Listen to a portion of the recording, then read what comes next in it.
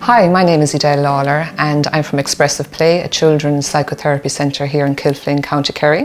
And I'm here to do a webinar on the impact of COVID on children and what we can do as parents to support them. Firstly, can I thank Caroline and Kim from the Prevention Partnership and Family Support Services in Tulsa, County Kerry, for having me to do this webinar. And what I'm going to talk about, I suppose, is looking at the impact of COVID on children. But firstly, if you think about us as adults, you know, we were going about our daily lives, going to work, going to school, and then within a couple of weeks we were catapulted into shock. And I would say more than shock, I would say a traumatic experience we all have gone through and still are going through. So for me as an adult, for ye as adults, I mean, we're not sure what's going to happen next. You know, we're relying on the government, you know, to make decisions that are going to support us, support our families. And, you know, we're waiting for them to make these good choices on our behalf. So we're not sure, and maybe they're not sure. So if you think about it from a child's point of view, you know, they're watching us, but we are feeling quite anxious about the whole situation. So, you know, so that is us as adults. On a cognitive level, we can understand what is happening to a certain degree. But again, for children, you know, what they have picked up during the COVID experience and still are, is that firstly, they were told, you know, you're not allowed into shops.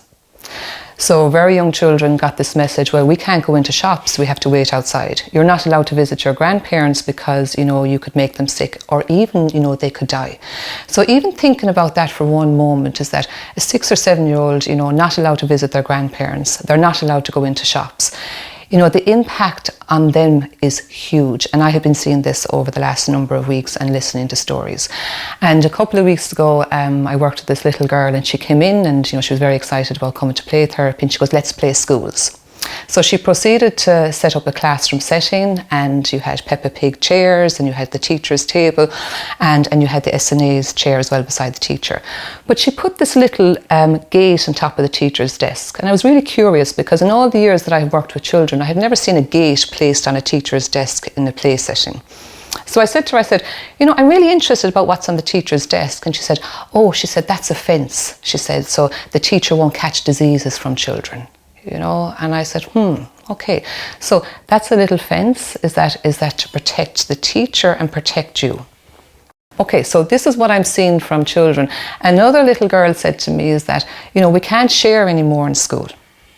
And I said, oh, you can't share anymore? She goes, well, if you share in school, you might be sent to the principal's office. Now, that isn't what the child would have been told. But again, from her cognitive thinking and her understanding, is that she may believe if that she shares with another child, is that she's going to be sent to the principal's office. So we're seeing the direct impact of COVID on children. And I do, you know, think that as adults, as parents, we need to step up a little bit here and regulate ourselves, you know. So it's about us becoming a little bit more informed about how we can support children in their anxiety at this time. But the other side of it is that, you know, I'm hearing from children is that they really enjoyed the lockdown. Right? And it has been very positive for some children. So some children got to be at home with their parents for a long number of weeks. They may have never experienced that before. So mom and dad were off, or maybe mom was off. They got to do a lot more playtime. They got to play outside. And this is some of the positive stuff that I would see. Is that again, as adults, you know, for a lot of us, we would have played out a lot more. We would have climbed trees. We would have made huts. We would have got pallets, you know, built little cubby houses, collected worms, made mud pies. You know, for some children, they wouldn't even know what a mud pie is, right? So some of the experiences for children during the lockdown, we were blessed with the weather that we had. Okay, so we were we were so lucky. So for some children, they really blossomed during the lockdown because they got connection time. But more importantly, they got playtime. You know, they were doing the garden with mom, they were building walls with dad, they were painting with mom, painting with dad. So it was a really positive experience for them. And then some of them struggled going back to school. But if you think about, you know, what we were doing as families together, we were getting back to basics. We were cooking more, we were painting, we were gardening, but we were playing. Okay, and we do know is that when children are stressed, the most important thing that they can do is that they can actually play. So it wasn't all doom and gloom for a lot of children. There was certainly a very positive impact for some children and for some parents. And what I'm hearing and what I know myself as a parent is that, I realised and learned about me is that, I was busy. And this is what a lot of parents are saying as well. So there was a pause in the world. Okay, and I'll say that there was a pause where we actually reflected, what's important now? What is important? And for a lot of parents, what they're saying, and what I'm saying as a parent is that, I took a step back and I looked at, maybe the 3 holidays a year aren't that important. Maybe the 6 or 7 activities a week, ballet, all these different dancing, 6 or 7 of them. And I'm not saying that, about those activities that that they shouldn't go, but maybe kids are doing too much, maybe kids are too busy. So again, there was a positive impact on children around COVID, but also there was a negative impact. I'm seeing a lot of parents where they're saying now that their children are far more anxious. They're afraid they're going to catch diseases. They're afraid that someone might die and that they might have been the cause to it. We're also watching the news a lot more. Okay, so again, without you realising it, you may turn on the news in the morning, you're driving in the car, everybody's singing, and then you're like, shh, I want to listen to the news. You turn up the news. Kids are like, listening to numbers, listening to cases. Do they really need to know all that? So be mindful what children are listening to, and filter news for kids as well, because then they're going into school and they're thinking about that all day as well. The schools have been absolutely outstanding. They have gone over and beyond to make children comfortable and to make children safe. And even with all their efforts, they're anxious. Children are anxious, and we're not out of this. This is going to continue. So what can we do to help our children? And I'm going to talk a little bit, but I'm going to use my friends. So for some of you know me, that these would be like my best friends. It's a basket of feelings, okay? To explain a little bit about what you can do, how to help your kids, but also how to help yourself. And number one, I suppose, really is that it's about you regulating yourself as a parent. And how can you do that? You can do make sure that you get out walking, make sure you talk to friends, make sure that it's okay to say to somebody, you know what, I'm really stressed at the moment, I'm finding my kids really difficult. It is okay to ask for help, and it is okay just to be a good enough parent. Okay, and what do I mean by good enough is that we thrive to be perfect parents. There is no such thing. And I always say, a perfect parent is a dangerous parent. And there's actually relief in saying, you know what, all I need to be is good enough. Imagine that. All you need to be is good enough, and that's all that your kids need you to be as well. Okay? So good enough parenting. So everybody in the world has a basket of feelings. So this is my basket of feelings here. And I'm going to show them to you. Okay? So the teacher has a basket of feelings, the principal has a basket of feelings, mom and dad has a basket of feelings, and your kids have a basket of feelings. And in that basket, we have fear. So during COVID, okay, what children have experienced and what adults have experienced, we have become fearful, right? We're saying to children, don't touch that, make sure you sanitize your hands. So there has been a fear setting for kids, okay? So how do we help children with fear? Is that we say to them, you know what, you look a bit worried about going to school this morning, and that's okay. It's just a feeling. Feelings come and go. Do you need a high five? So we acknowledge the feeling and we give touch, the high five, right? And I'm your mom or I'm your dad and I got your back, right? This is a tricky situation at the moment, but mom and dad are going to make sure that you're safe, right? So that's really important. So fear is experienced by children at the moment during COVID. Now, the big one here, okay, is anger, right? So you may think, you know what, my child is acting really strange lately, right? They're having these outbursts. They never had them before, but they don't do them in front of anybody, only me. So they go to granny's house, they go to school, they go to the childminders, and they're all smiles, they wave goodbye, they get into the car, and like they're explosion, right? And a lot of parents say, well, why do kids just behave like that in front of me? And the answer is because you are their safe place. So they stop, store, and swallow those feelings that can cause them concern. Okay, stop, store, and swallow. And then when they meet the person, like their loved person, their parents, their mom and dad, what do? It's like a valve. and the explosion is, okay? And for kids, what they need to know is that there's two things, is that it's okay to be angry, but you can't hurt yourself and you can't hurt others. But anger is a normal feeling, okay? Because as parents, there's two things that we try to stop children doing.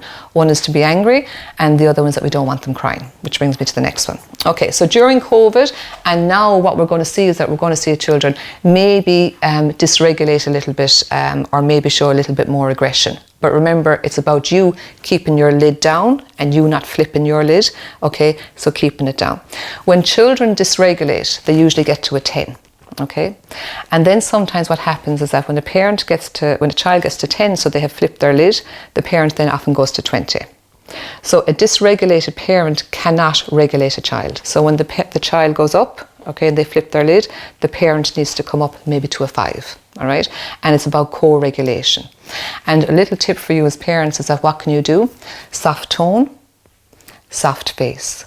So when you're responding to your child that is dysregulated and that is angry and just, frustrated, you need to be mindful about how your tone is. So you keep your tone soft and you keep your facial expression soft as well. And what you're doing is that you're helping the child to regulate, because here we're actually working with their brains. Okay, so there's a neuroscience piece to this. Okay, so regulated child, regulated parent, and it's a win-win situation. But that's a tricky thing to do, because often what we think as parents is that when a child gets dysregulated and gets angry, we think that we have to rise above them to regulate them. And you know yourselves, it doesn't work. Okay, so that's anger. The other one is sadness. I haven't had my birthday. I had planned I was going to have a bouncing castle. I haven't had my communion. I was meant to have my confirmation. Someone in our family died, we weren't even able to go to the funeral. Okay, we don't call to our friends' houses anymore. We can't have sleepovers. Like, even that for a child is huge. And again, the message that they're getting is that, you can't have this anymore. Maybe there's something wrong with you. Maybe there's something that you're doing wrong. So there's a lot of sadness around COVID for children. And it's okay for them to express that, and it's really important that they do, okay? And remember, when children cry, it's a release of a stress hormone, okay? Imagine that. So when we stop children crying, okay, so we say things like, crocodile tears, and by the way, there's no such thing as crocodile tears, okay? That's just an old myth, right? There is no such thing as crocodile tears. So when children start to cry, stop, no, right? Don't play that game with me, right? And what they do, they stop, stir, and swallow, and they widen their eyes, okay? And you can see the tears in their eyes. And sometimes when I see this with children, I just feel like, tilting their heads so that the tears come. It's cortisol, okay? That is the stress, it's cortisol. So children need to cry, okay? It is the greatest gift that you can give your child, particularly boys, okay? When they cry, your tears are welcome. Imagine the difference. Stop, or your tears are welcome. All right, and again, it's one of the struggles that we have as parents, is that we find it very difficult to allow our children to cry, particularly boys. We often say to them, "Just stop that now, aren't you a big boy? Now look at all the girls looking at you," right? And that's what they do, is they store it. And when there is enough stored, okay, what happens? Anger comes out. I often say to children, do you know how important tears are? I'm going to show you. Right? Do you see this? Okay, man-sized tissues. Even men know the importance of crying. And a lot of boys go, wow. And I say, yeah, even men know the importance of crying. So when you see your child crying, or when they get upset, okay, just a little tip. I see your tears and you know exactly what to do when you're sad. And yeah, it is very unfair that that you can't have your birthday party this year. But again, what do we say? But you didn't have a birthday party for the last 5 years. It's the 1 year you don't have a birthday party, so we miss it, right? And so, yeah, it is very sad that you can't have your birthday party this year. It is very sad that you didn't get to do your communion, but we're going to make it up in another way. But also, it is okay for them to be sad. It is okay for us as adults to be sad as well. Okay, so that's sadness. And the other one that I want to talk about is joy, happy. A lot of parents will say to me, Edel, I just want my kids to be happy. And I'll say, why? And then of course they're shocked.